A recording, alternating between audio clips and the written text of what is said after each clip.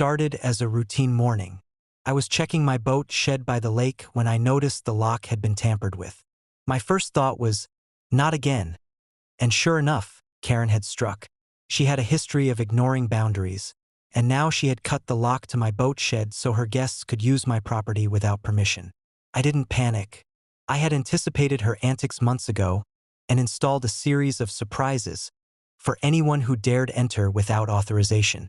I approached the shed, my heart calm, knowing exactly what awaited her. Inside, the smell hit almost immediately, a pungent reminder of her trespasses.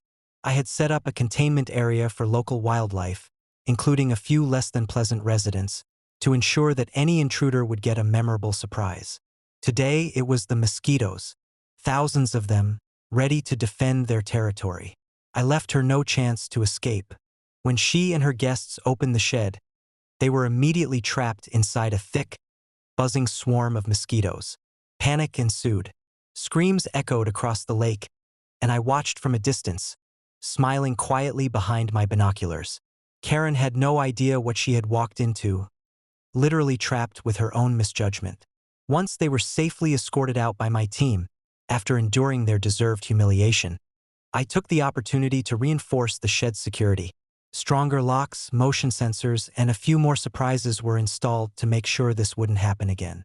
Later that day, I received a call from the HOA. Their tone was a mixture of fear and disbelief. They wanted to negotiate to prevent future incidents, but I held my ground. Trespassing, unauthorized use of property, and blatant disregard for rules would not be tolerated. Karen had crossed a line, and the lesson had been delivered. Boundaries exist for a reason. By nightfall, the lake was quiet again, the boats safe in their sheds, and Karen had retreated, humiliated and frustrated. My family enjoyed a peaceful evening on the porch, watching the water reflect the fading sunset. The entire incident became a local anecdote, reminding the community that respect for property and a little clever planning can prevent repeat offenses. Owning the situation without violence, yet delivering a clear consequence, had proven once again that preparedness and foresight trumped entitlement and recklessness. Karen and her guests had learned that my land, my rules, and my patience were not to be trifled with.